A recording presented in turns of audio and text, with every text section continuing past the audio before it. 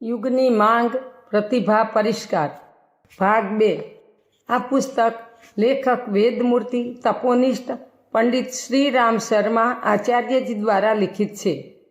Audio 8 પ્રસ્તુત પ્રતિભાનું જાગરણ થઈ શકે તેટલા માટે શ્રેષ્ઠ ચિંતનથી અંતરાલને અને દુષ્ટ ચિંતનથી શરીરને બચાવવાનો પ્રયત્ન કરવો જોઈએ। આ ત્યારે જ બની શકે જ્યારે અનિચ્છનીય મહત્વાકાંક્ષાની હથકડીથી પગ છૂટા રહે। લોકોને ધનવાન બનવાની ઉત્કંઠા હોય છે, જેથી વિલાસિતા માટેના સાધનો એકત્ર થઈ શકે। સાથોસાથ અભાવગ્રસ્તોની જ્ઞાતિમાં પોતાની જાતને મોટા સાબિત કરી શકાય। આટલી નાની સીમામાં તેનું અંતરંગ કેન્દ્રીભૂત થઈને રહી ગયું હોય તે આવા મહાન કાર્યો પ્રત્યે જોડાઈ શકતો નથી કે જેનાથી માનવતાને 4 ચાંદ લાગી જાય છે। લંગરથી બાંધેલી નાવને ગમે તેટલા હલેસા મારવામાં આવે તો પણ આગળ વધી શકતી નથી। સંકીર્ણ સ્વાર્થ વૃત્તિથી બંધાયેલો વ્યક્તિ ન આદર્શવાદી બની શકે છે કે ન તો એવું કંઈ કરી શકે છે જેને શ્રેષ્ઠ કહી શકાય। શણગારની આડસમાં તો કદરૂપી બજારૂ સ્ત્રી પણ પોતાને પરી જેવી દેખાડવાનો ભ્રમ ઊભો કરી શકે છે। પ્રતિભા ક્યાંય બહારથી એકત્ર નથી કરવી પડતી, તેને હંમેશા અંદરથી જ ઉભારવામાં આવે છે। તેના માટે એવા અવરોધોને દૂર કરવા જરૂરી છે જે મોટા પથ્થરની જેમ શ્રેષ્ઠતાના માર્ગમાં ભયંકર અવરોધ બનીને પડ્યા છે। આ સંદર્ભમાં યાદ રાખવા જેવી વાત એ છે કે સરેરાશ નાગરિક કક્ષાનો નિર્વાહ અંગીકાર કરવામાં આવે, નહીતર તૃષ્ણા અને વાસનાની લાલચ એટલી સઘનતાથી છવાયેલી રહેશે કે પોતાના સામર્થ્યની સરખામણીમાં ગરીબ જેટલું પણ પરમાર્થનું કામ નહીં બની શકે। આ ખાઈઓ એટલી પહોળી અને ઊંડી છે કે નાના સરખા જીવનના સઘળા સાધન, શ્રમ, કુશળતા વાપરવા છતાં તેને ભરી શકાતી નથી। તો પછી એ વાત તો બની જ કેવી રીતે શકે જેમાં શ્રેષ્ઠતા સાથે અતિ સઘન રીતે જોડાયેલ પ્રતિભા પરિષ્કારનું પુણ્ય પ્રયોજન સંતોષકારક માત્રામાં મેળવી શકાય। લાલચવાળી ભૌતિક મહત્વાકાંક્ષામાં કાપ મૂક્યા સિવાય કોઈની પાસે પણ એટલો સમય, શ્રમ, સાધન બચી શકતા નથી જેના આધારે આત્મકલ્યાણ અને લોકકલ્યાણની દિશામાં કંઈક કહેવાલાયક કાર્ય થઈ શકે। સાધુ અને બ્રાહ્મણોને ભૂસુરની પૃથ્વીના દેવતાની ઉપમા આપવામાં આવતી રહી છે। તે એટલા માટે કે તેઓએ સંયમ, અપરિગ્રહ, સંતોષનો માર્ગ અપનાવ્યો। પોતાની મોટાઈ દેખાડવામાં જેને જેટલો આનંદ મળતો હશે તે પોતાને એટલો જ વ્યસ્ત અને અભાવગ્રસ્ત લાગશે। હંમેશા એમ જ કહેતો ફરશે કે મારી સમસ્યાઓથી જ ઘેરાયેલો છું, પરંતુ ખરેખર સાચી સમસ્યાઓ મનુષ્ય સામે હોય છે કેટલી? પછી તેને વ્યવહારિક બુદ્ધિ દ્વારા સમજ સાથે હલ કરવામાં આવે તો એટલી સરળતાથી તેનો હલ થઈ જાય છે કે એમ લાગે કે કોઈ સમસ્યા હતી જ નહીં, ભ્રાંતિઓના કારણે જ તે વધી હતી અથવા લાદવામાં આવી હતી। સંયમ નિયમના કેટલાક અનુબંધો છે જેમાં આહાર વિહારની શુદ્ધિ, સજ્જનતા, સદ્ભાવના, સમશીલતા, કરકસર, સ્વચ્છતા, સહકાર, અનુશાસન પ્રત્યે પ્રેમ વગેરે મુખ્ય છે। તેનાથી ઉલટું અનેક દોષ પણ છે। અસંયમ, આળસ, પ્રમાદ, નિષ્ઠુરતા, સ્વચ્છંદતા, ખોટા ખર્ચ, વ્યસન વગેરે પ્રગતિમાં બાધક બને છે। આ બધા જોવા સાંભળવામાં ખૂબ દુષ્કર લાગે છે, પણ વાસ્તવમાં તે સંકીર્ણ સ્વાર્થ અને સ્વેચ્છાચારના પેદા કરેલા સંતાનો છે। આમાંથી એક એકને ગણી તેને દૂર કરવા દેડકા તોલવા જેવું મુશ્કેલ કામ છે। ગાદલા તડકામાં તપાવવાથી જ માંકડ અને તેના ઈંડાનો નાશ થઈ શકે છે। આ રીતે દ્રષ્ટિકોણ ઉદાર બનાવવાથી જ પોતાનું સ્વરૂપ, લક્ષ્ય અને કર્તવ્યોનું જ્ઞાન થાય છે તથા આ પ્રકાશથી એવા ભૂતપલિતોથી પીછો છોડાવી શકાય છે જેઓ અંધારામાં સામાન્ય હોવા છતાં ડરામણા બની બીવડાવી અને ત્રાસ આપતા હતા।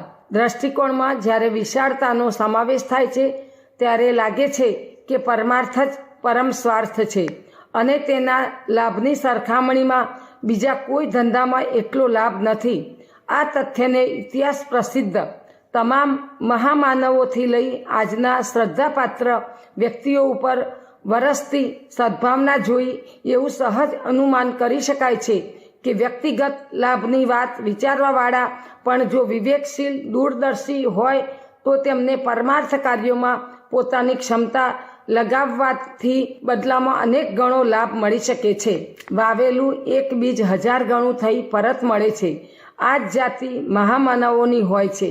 તેઓ સમાજરૂપી ખેતરમાં પુણ્ય પરમાર્થના બીજ વાવી દે છે તથા પેદા થયેલ પાક માત્ર પોતાના માટે જ નહીં, સમાજ અને વિશ્વ વસુધાને લાભ આપવા માટે કાર્ય છે. પ્રતિભાનું આ જ ચિહ્ન છે. પ્રતિભા તેજસ્વીતાને કહે છે, જે ચહેરાની ચમક કે ચતુરાઈ નથી, પરંતુ મનોબળ આધારિત ઉર્જા છે. ગાંધીજી 96 પાઉન્ડ વજન અને 5 ફૂટ 2 ઇંચ ઊંચાઈના હતા. કાળો રંગ અને કદરૂપા, પણ તેમનું તેજસ એવું હતું કે જનસાધારણથી લઈ દેશના વરિષ્ઠ વ્યક્તિઓ સુદ્ધા તેમનો આદેશ માથે ચડાવતા જોવામાં આવતા હતા. ત્યાં સુધી કે વિશાળ સામ્રાજ્યના શાસક અંગ્રેજો પણ તેમનાથી પ્રભાવિત થઈ પથારી સમેટી ચાલ્યા ગયા. આ તેજસ અંગત અને સામૂહિક જીવનના દરેક પક્ષને જગમગાવે છે. તેને પ્રખરતાપૂર્ણ ઉર્જાથી પ્રદીપ્ત કરે છે. તેજસ્વીતા તપશ્ચર્યાથી પ્રાપ્ત થાય છે, જે અંગત જીવનમાં સંયમ, સાધના અને સામાજિક જીવનમાં પરમાર્થ પરાયણતાના ફળ સ્વરૂપે પેદા થાય છે. સંયમ એટલે અનુશાસનનું, આત્મનિયંત્રણનું કઠોરતાપૂર્વક પાલન કરવું. તેના માટે મનુષ્ય વાસના, તૃષ્ણા, અહંતાના ત્રિવિધ નાગપાશોથી છુટકારો મેળવવો પડે છે. સાદું જીવન, ઉચ્ચ વિચારનું બ્રાહ્મણોચિત સરેરાશ નાગરિક કક્ષાનું જીવન વિતાવવું પડે છે.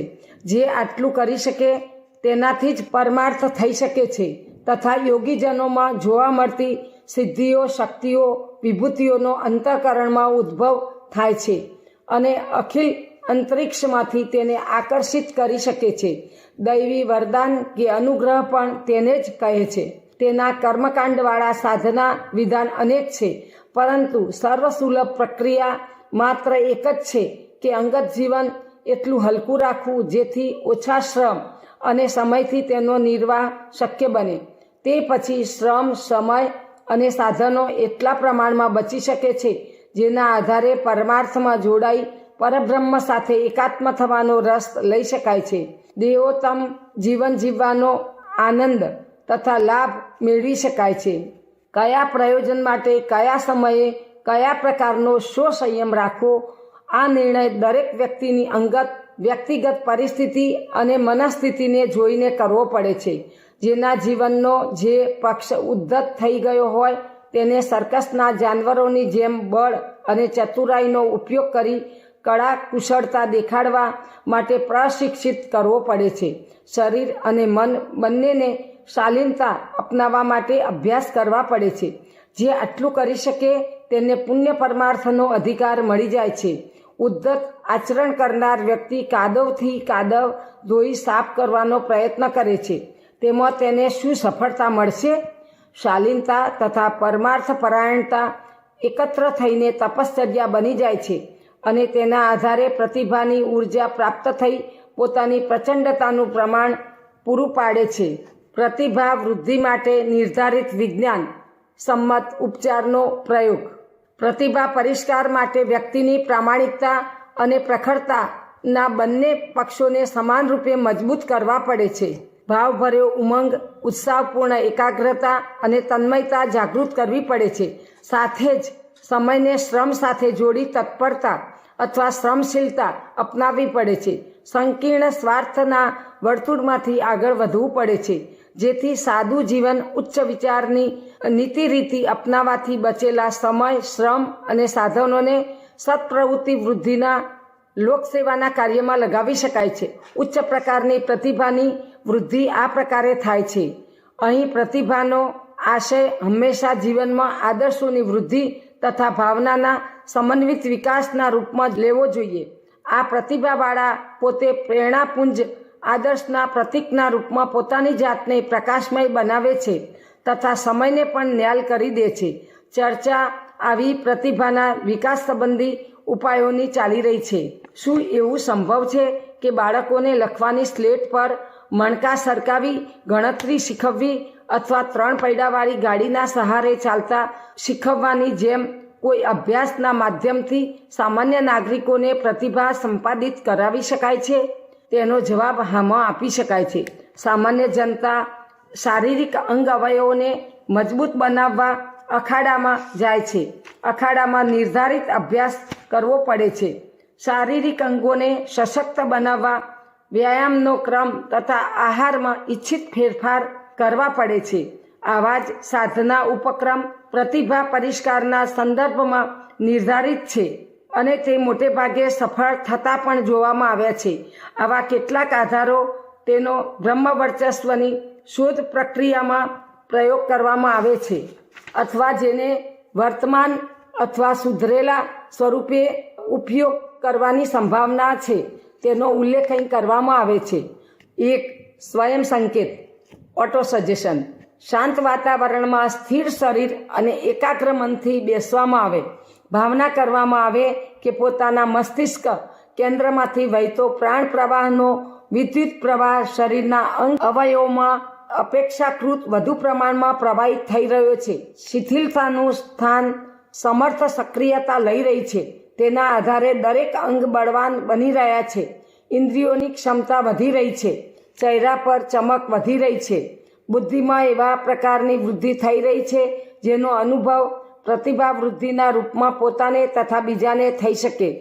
વાસ્તવમાં સ્વયં સંકેતોમાં જ માનસિક કાયાકલ્પના મર્મ છુપાયેલા છે.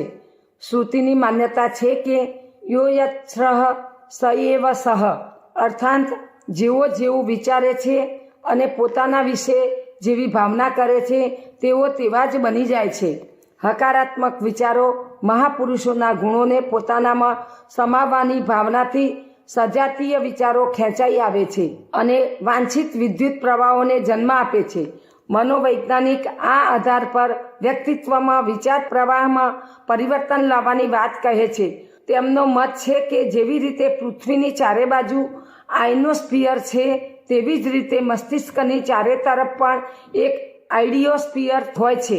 આ આઈડિયોસ્ફિયર મનુષ્યનો જેવો ચિંતન પ્રવાહ ચાલતો હોય તેવા પ્રકારનું હોય છે. ક્ષણભરમાં તે બદલાઈ પણ શકે છે અને પુનઃ એવા જ વિચારો કરતા પૂર્વવત થઈ શકે છે.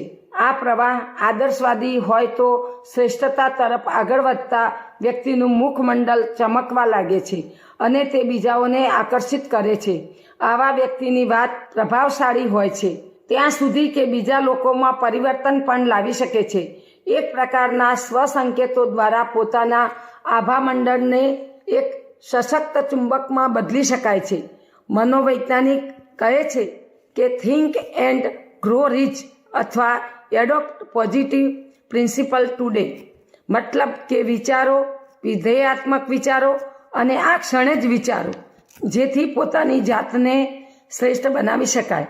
બધા મહામાનવો સ્વસંકેતોથી જ મહાન બન્યા છે.